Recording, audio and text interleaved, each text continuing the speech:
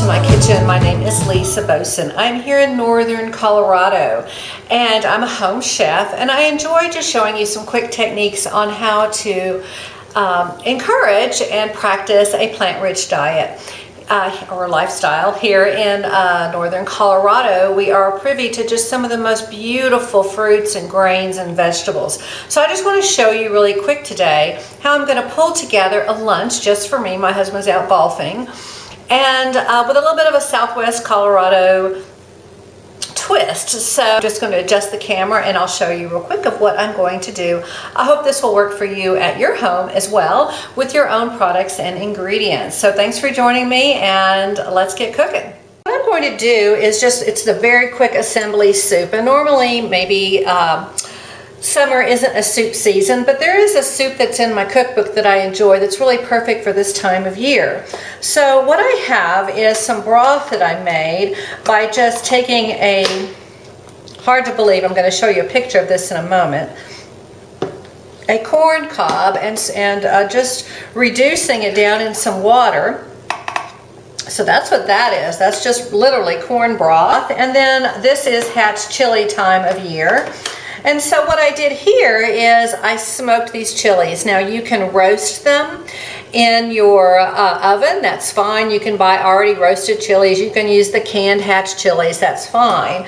But here in Colorado we have our own green chilies, and we do get Hatch green chilies from local growers, as well as New Mexico. They come up, so just use whatever you have. So, I roasted these. I had some leftovers. I keep them in these awesome containers.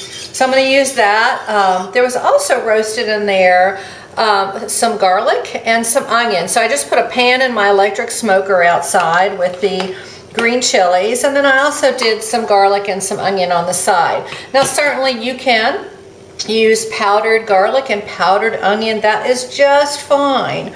So something that we keep in our house for munching on actually are baby Dutch potatoes or fingerlings, and so it's getting to be potato time here, and I had picked up some beautiful potatoes from On the Vine here in Fort Collins.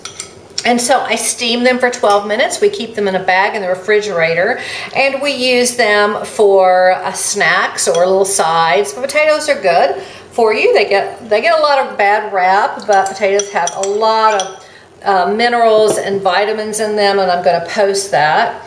It is Olathe corn time here, so we have some corn, and all the growers have different kinds of corn. Actually, I think this is a peaches and cream from my Matt the Farmer CSA. So I just popped that off of it's fresh. I just took it right off of the cob. And what I use for a cob is, when I'm cutting off the cob, is I just use, works for me, is a bread knife, works really good. And I am going to give a plug for some of the best knives available on the market, and that's Misen, M-I-S-E-N.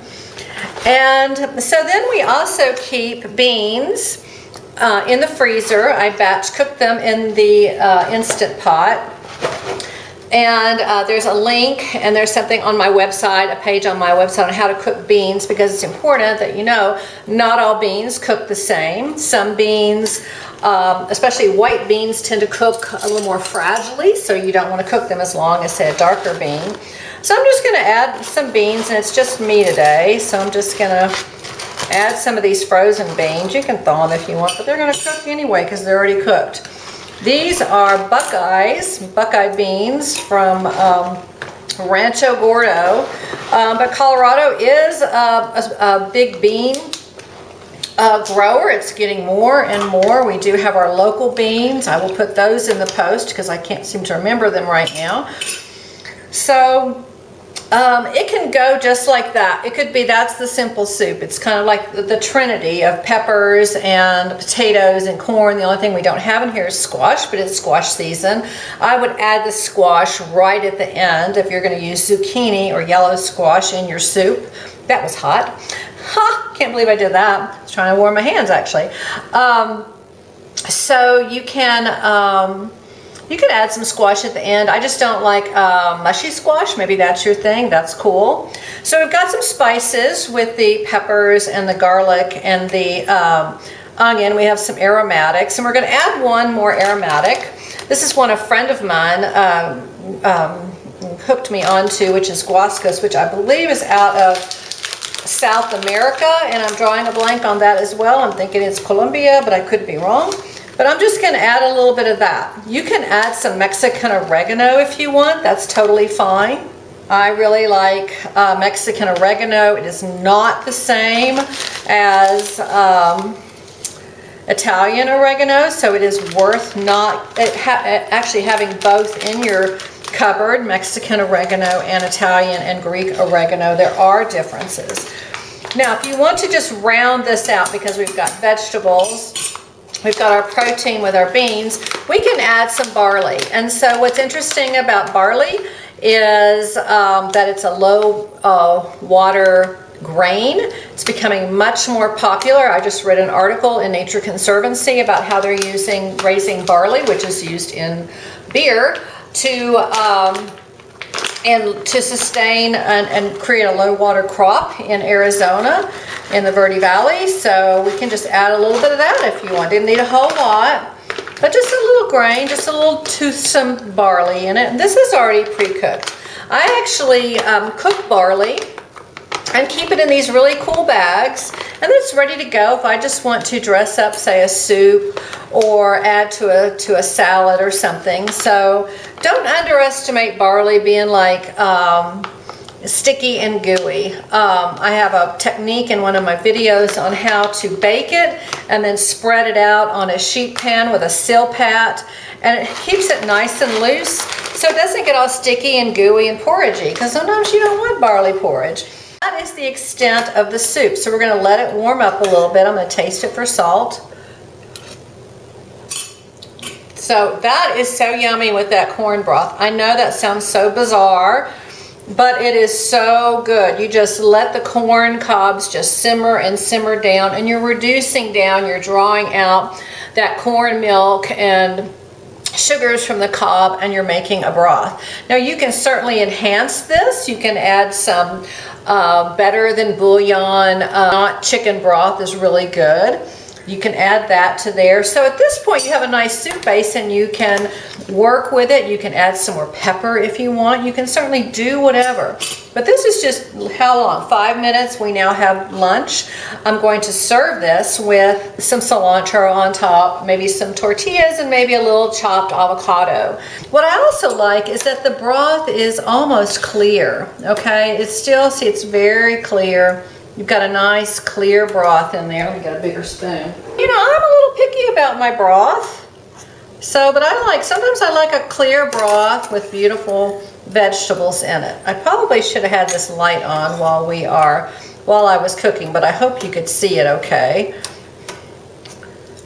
But it's lovely. I think you can see it. You've just got all kinds of wonderful nutrition in there.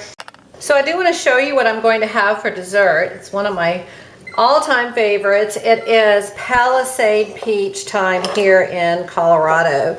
Is this not the most magnificent peach? Now, I have lived in Texas and South Carolina, and we have all eaten California peaches, but I will tell you, look how juicy this peach is. So just lovely. So what I'm going to be doing is, this is my favorite lunch, and this, just a lovely peaches from Colorado, and then we're just going to drizzle on some wonderful local honey from my hives. I'm a beekeeper, and this is from the Linden Flow. So it really just doesn't get any more beautiful lunch than that. Thanks for joining me. Peaches, local honey, guascos, corn, bean, and potato soup for lunch today. So thank you for joining me today with this really super easy lunch that if you have your vegetables and your grains all prepared, you can do some fun stuff like make a broth out of corn cobs, which is amazing. So thanks for joining me today. Be sure and click on the next video and subscribe to join me for future videos. You might, if you're interested in a plant-rich diet and lifestyle, please watch my other videos. Also, this recipe came right out of my cookbook. So Food Elevated, 100 colorful recipes from the Colorado Front Range.